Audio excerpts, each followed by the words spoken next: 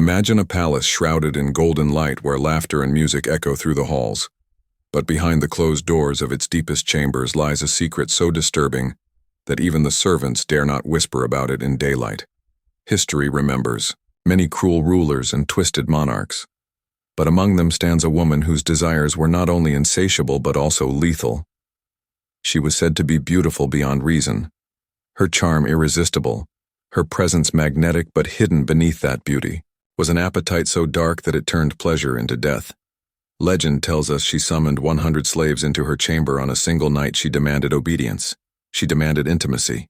And by morning, not a single one of those slaves remained alive. Was it lust? Was it punishment? Was it a ritual? Was it madness? The chronicles are fragmented, the whispers inconsistent, yet the core of the story remains chillingly the same one. Woman one night, 100 lives extinguished. To this day, historians and storytellers debate whether this was an exaggerated myth designed to demonize her, or a brutal truth about a queen who weaponized her body and turned desire into execution. Her identity has been linked to more than one empress of the ancient world. Some say she was a queen of Mesopotamia. Others swear she was a decadent empress of Rome, while some place her in the courts of North Africa, where cruelty often masqueraded as entertainment. Tonight we will peel back the layers of this sinister story. We will step into the candlelit corridors of her palace. We will listen to the trembling footsteps of the slaves who walked to her bed knowing they may not walk out again, and we will uncover why history remembers her not as a lover, but as a predator who turned intimacy into a sentence of death. This is not just a tale of lust, it is a tale of power, unchecked, of humanity stripped away, of a ruler who used others as pawns in a private game, where the stakes were survival. Prepare yourself for a story that will shake your soul.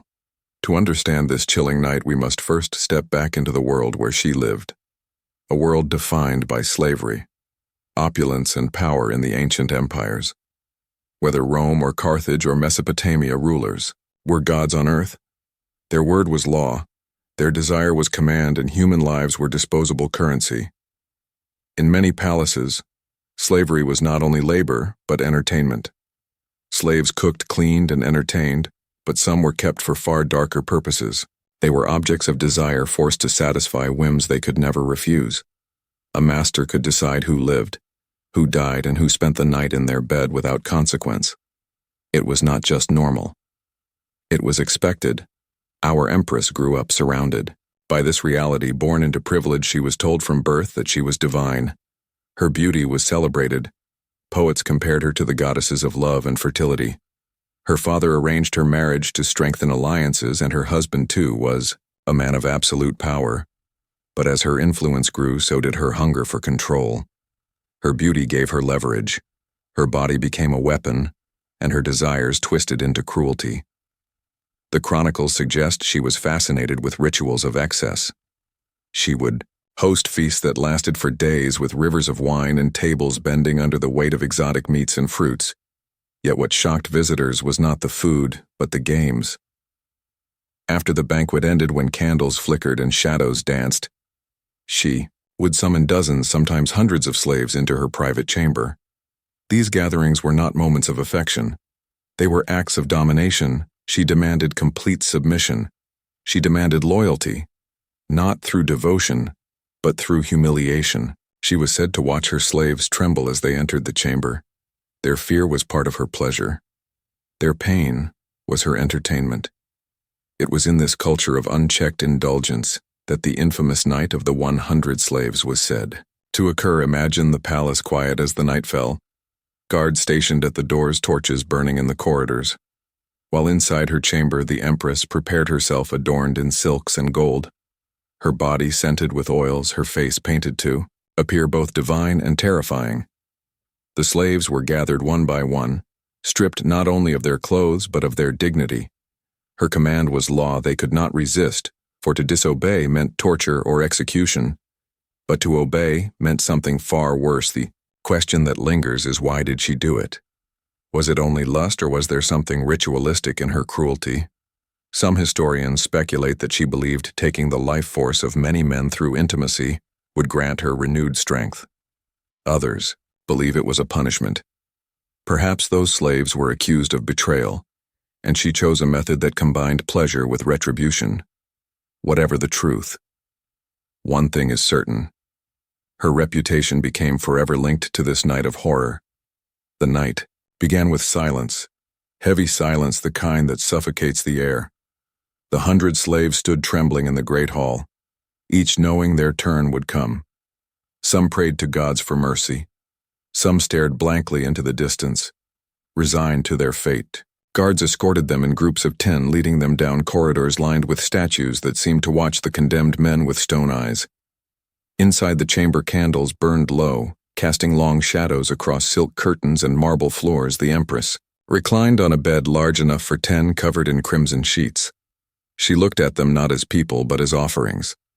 She raised her hand and the first was brought forward. What happened inside was never recorded in detail, but the aftermath speaks. Louder than words, screams echoed through the night, muffled, then silenced one by one. Servants outside the chamber shivered as the hours passed until dawn broke and the doors finally opened. The guards emerged, pale-faced, dragging lifeless bodies. Across the floor, one after another, the 100 slaves were gone, their corpses stacked like discarded wood. No wounds, no blades, no blood, only the lifeless stillness of men who had entered alive and left without breath. The mystery of how they died haunts history. Some say the Empress used poisoned oils that slowly drained their strength. Others claim she forced them into such exhausting acts that their bodies simply collapsed. Some whisper of a darker ritual that drained their essence, like a vampire feeding not on blood but on life itself. By morning the palace smelled of death. The servants dared not speak of what they saw, yet the story spread like wildfire across the empire. She became both feared and worshipped. Some whispered she was a goddess of death. Others said she was cursed. Some admired her power, others hated her cruelty. But no one could ignore her. Her husband either turned a blind eye or was complicit after all. Such acts were not rare in a world where rulers were above consequence, yet this particular night stood out because of the scale: 100 lives in one night, an act that blurred the line between indulgence and massacre. The following days were filled with unease. The slaves whispered in fear. Women in the court lowered their eyes when she entered. Generals bowed lower than before. Her beauty was no longer only admired. It was feared. Every smile carried the memory of the dead, every touch the reminder of what she was capable of. Thus, the Empress cemented her legacy, a figure of lust, power, and terror. Her name etched into whispers, her story preserved in fear. Imagine being one of those slaves taken from your family, stripped of your freedom, and now summoned for a night you know will be your last. Each step toward her chamber must have felt like walking toward the gallows, your heart pounding, your body trembling, knowing that pleasure had been transformed into execution. Think of the servants who cleaned those marble floors after dawn. Imagine their trembling hands as they washed away the traces of that night. How could they look at her the next day knowing what she had done? How could they bow to her knowing she had turned men into corpses in a single night? This story is more than just cruelty. It is a reflection of how absolute power can strip away humanity when one person is given unchecked authority, when no law, no morality, no resistance stands in their way. Then desire becomes destruction, love becomes fear, and intimacy becomes death. What makes the tale so haunting is not only the scale of death, but the intimacy of its. Swords and armies kill at a distance, but this was different. She killed with touch, with breath, with closeness. And that is why history remembers it with such terror. It forces us to confront how fragile human dignity becomes under tyranny. For the people of her empire, the message was clear. She was untouchable. She was divine to resist. Her was death to question. Her was treason to serve. Her was survival. And survival came at the cost of watching others perish. Even centuries later, the tale grips us because it challenges the boundary between myth and truth.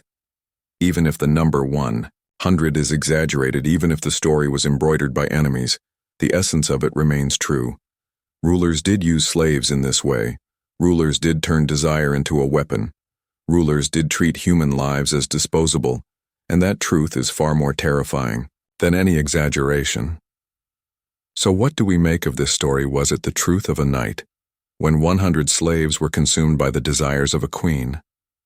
Or was it a legend shaped by whispers designed to warn us of the dangers of indulgence and tyranny? Perhaps it was both. Perhaps the truth lies somewhere in between. But what cannot be denied is the lesson. It leaves behind. Power without limits corrupts. Absolutely, beauty can inspire. But when mixed with cruelty, it destroys.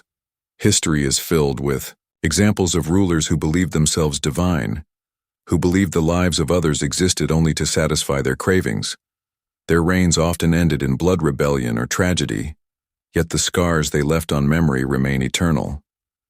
The Empress who turned pleasure into death teaches us that unchecked power turns humans into monsters, and those who suffer under them into shadows. Her story lingers not because of the number of slaves, but because of the terror of realizing how easily humanity can vanish when desire has no boundaries. And so we reflect not only on her cruelty, but on the resilience of those who survived, those who whispered her story, those who ensured that history would never forget what she did. Their voices echo across centuries, warning us to beware of those who smile with beauty but kill with desire. This has been a journey through one of history's darkest legends.